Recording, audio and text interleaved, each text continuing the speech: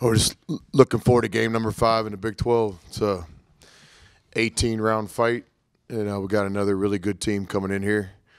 It's really important to try to protect the home court, but I think more important is just to try to get our team continuing to get better and play well.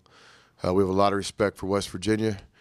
It's like a broken record in this league, but another Hall of Fame coach, really good players, NBA players on West Virginia's team, so we'll have to play really well. We're hoping for a great crowd. We're so appreciative of our fans to this point, but as we continue to try to compete in this league, any kind of home court advantage is almost imperative, so we hope people will come out and support our team this Saturday.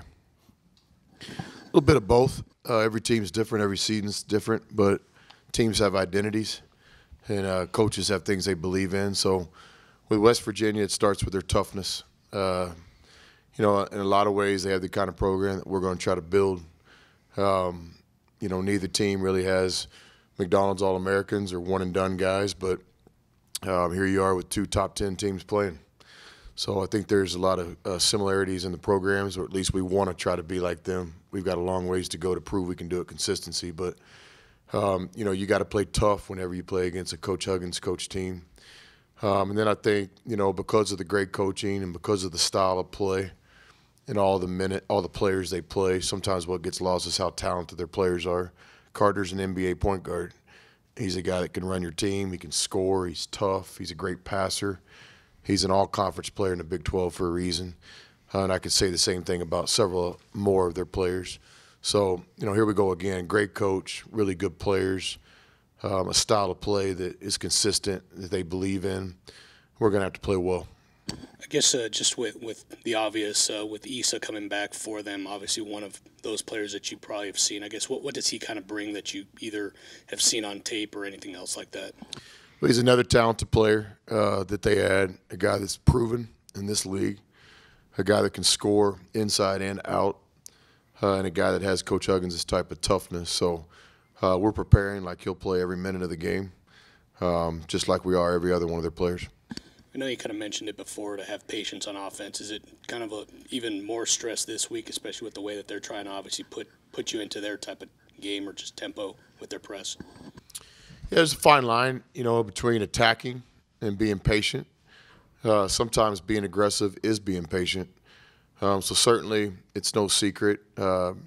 Everybody in this league is trying to get up and down the floor and get great looks in transition, because I think everybody plays such good defense that if you can get something early, it's to your benefit to take it. But then if you don't get something great, you've got to execute a game plan. And for us, we play a certain way. West Virginia plays a certain way. But what's important is you do what you're trying to do.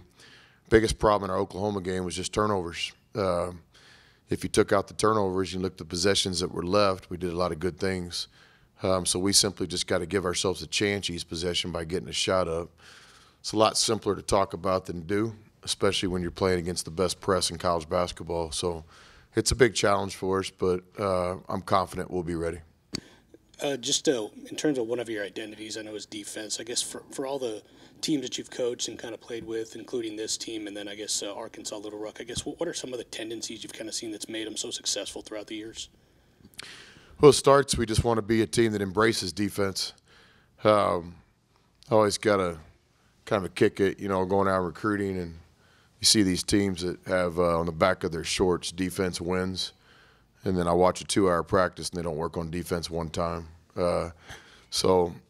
Defense to us is more than a T-shirt or a bracelet or something on our asses on our practice shorts. It's something that we believe in. We think you got to be a team that defends. And so we start the recruiting process. We tell you, hey, if you're going to play here, you're going to be coached. We have a staff we put together where everybody has a defensive mind, led by Coach Adams. And so it's just something that we take a lot of pride in. What's Justin Gray's status going into Saturday? Will he get some playing time, or is it an injury? Or what's his deal? Justin's kind of day-to-day, as are a lot of our players this time of year. So I wish that he could have played more in the Oklahoma game, but he had a knee get a little tight on him. But he's worked really hard the last couple of days. If I was a betting man, which I'm not, I would say that Justin Gray will play on Saturday. He'll be ready. But that's in the doctor's hands and the trainer's hands, and ultimately Justin's decision. He knows his body a lot better than I do. We'll go to Austin here, back left. You'll come into this game with the 12th best three-point defense in the Division I.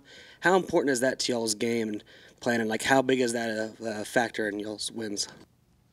Yeah, I think three-point defense is important to everyone these days. It's really changed in the last few years in college basketball. Basically, the three-point shot is a weapon for everybody these days, so you have to figure out a way to stop it.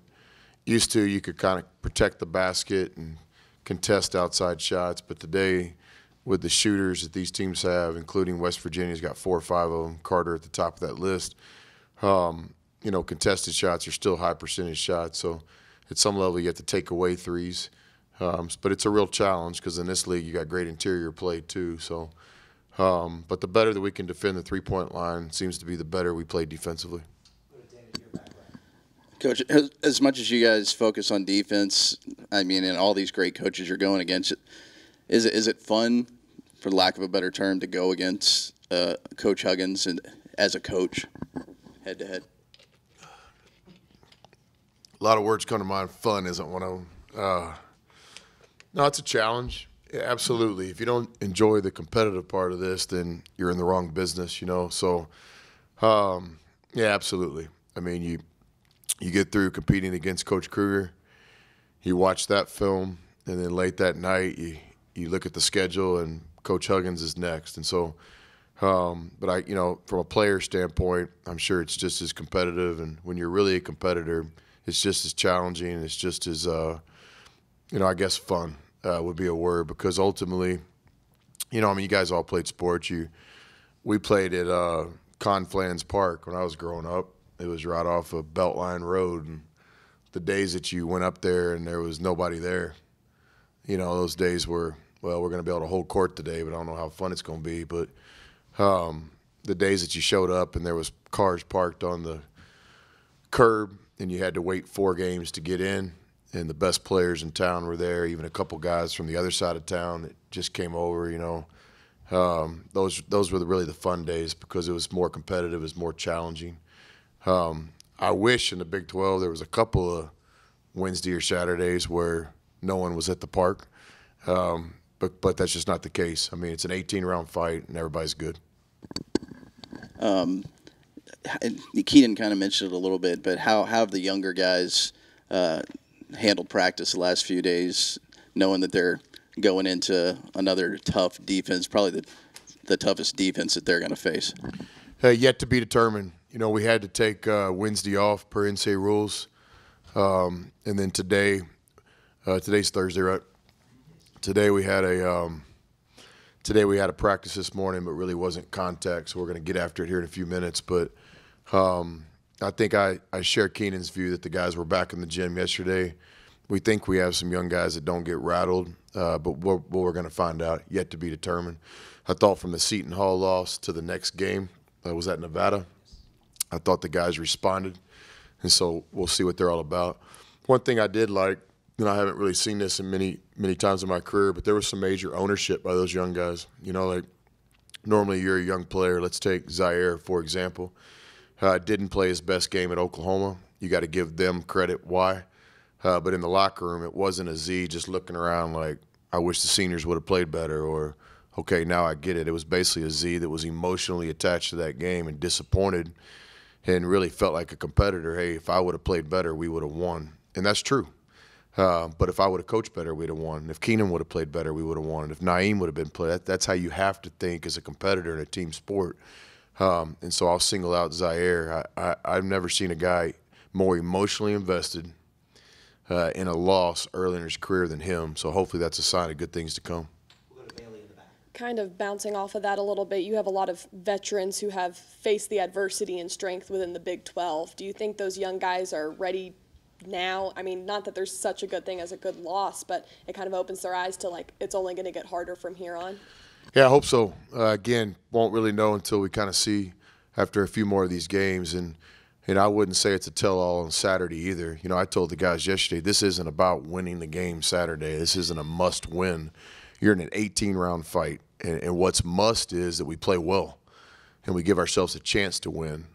Our regret in the Oklahoma game is we just didn't think that we played well on our terms. It's nothing against Oklahoma, nothing but respect for them. When I say those things, it's heartfelt. But we didn't play as well as we'd have thought we wanted to play. So in this game, we got to give ourselves a chance. We could play our best game of the season and still run out of time against the number 2 team in the country. So it's just about, embracing the opportunity we have, playing confident but playing loose but on edge, and playing like it's just the next game on the schedule. Anything else for Coach? We'll get the microphone to you. We'll go back to David over here. Sorry, Coach, I'm going to be the guy. You talked about Justin, but any update on Zach? And given the fact that there's so many tough teams, is it hard to maybe say, hey, we're going to let you sit down a couple games and let you get as healthy as you possibly can? Is that something you battle with him? Well, the update on Zach is still kind of day-to-day.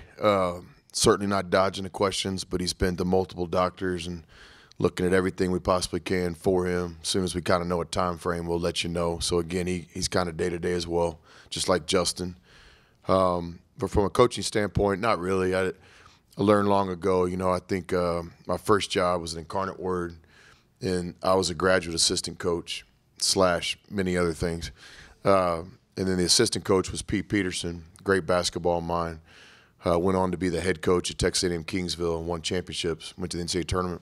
But Pete told us early on, me and Steve Lutz was the other GA. He said, Lutz, listen, man, you just got to do your job. You got to let the bus driver drive the bus. Don't worry about that. You got to let the trainer tape the ankles. Don't worry about that. You got to let the ticket people sell the tickets. Don't worry about that. I've always kind of thought that. I have a lot of confidence in the people we hire.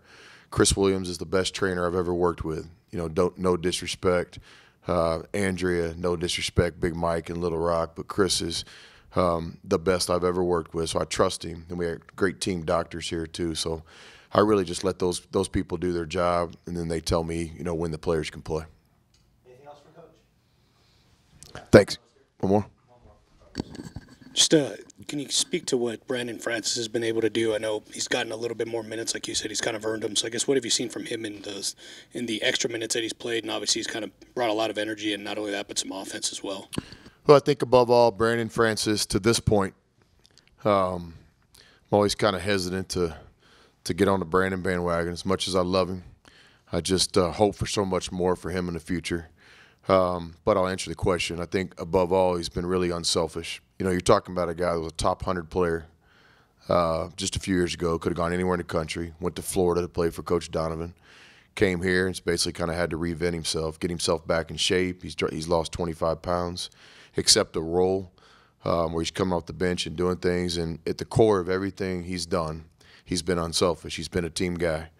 Now as his role continues to increase because his talent is starting to show through and his discipline is getting better, I just hope that he's still able to be our energy guy, still able to play very hard even when he's about to start playing more minutes.